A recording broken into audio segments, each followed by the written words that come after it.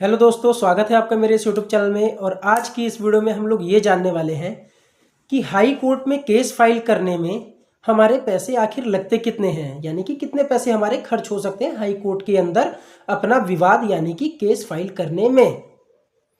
तो दोस्तों, इसका जवाब मैं आपको बता दूं कि सभी केसों का यानी कि हर एक विवाद का, हर एक केस का अलग अलग पैसे लगते हैं। ठीक है, मुख्यतः इसमें दो भागों में पैसे लगते हैं। सबसे पहली चीज होती है फाइलिंग, यानी कि केस को डालना। दूसरा पार्ट होता है बहस के पैसे। ठीक है ना, जब आपके वकील साहब कोर्ट में जाएंगे और बहस करेंगे तो उसके पैसे अलग। ठीक है, तो मुख्य रूप से दो प्रकार से पैसे लगते हैं।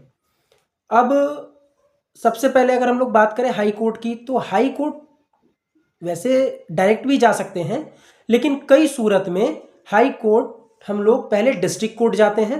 डिस्ट्रिक्ट कोर्ट में जब हमारा विवाद ठीक प्रकार से नहीं हो पाता, यानी कि हमारे पक्ष में नहीं आ पाता, और हम लोग उसकी अपील में हाई कोर्ट जाते हैं।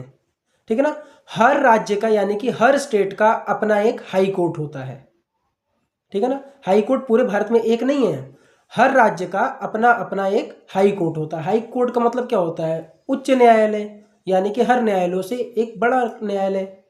ठीक है ना, वो हाई कोर्ट होता है। अब हाई कोर्ट की जो फीस होती है वो दो पार्ट में होती है, मैंने बता ही चुका है आपको। पहली होती है फाइलिंग की, दूसरी होती है आर्ग्यूमेंट्स की, यानी कि अपीयरेंस की।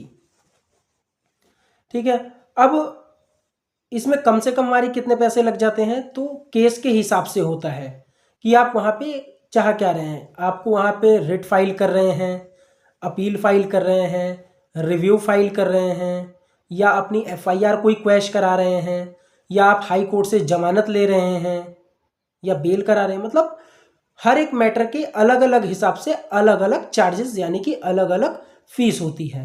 हाई कोर्ट में कोई ऐसा नहीं है कि आपने एक वो डाल दिया अपना केस और आपने ये फीस दे दी कि तो जी ये हाई कोर्ट की फीस है, ऐसा नहीं होता है। या उसके चार्जेस अलग अलग होते हैं और केसों की स्थिति के ऊपर होते हैं। ठीक है, और इसमें जो जनरली क्या होता है, तो मैं आपको अगर मैं एक छोटा मोटा अगर एक अमाउंट बता दूं, तो यहाँ पे 10,000 से स्टार्टिंग होती है। मिनिमम जो होता है 10,000 रुपये से इसकी शुरुआत होती है। इसमें कम से कम 10,000 रुपये से शुरुआत होती है। आशा करता हूँ आपको मेरी ये जानकारी पसंद आई होगी। अगर पसंद आए तो मेरे चैनल को सब्सक्राइब करें एवं लाइक करें। Thank you.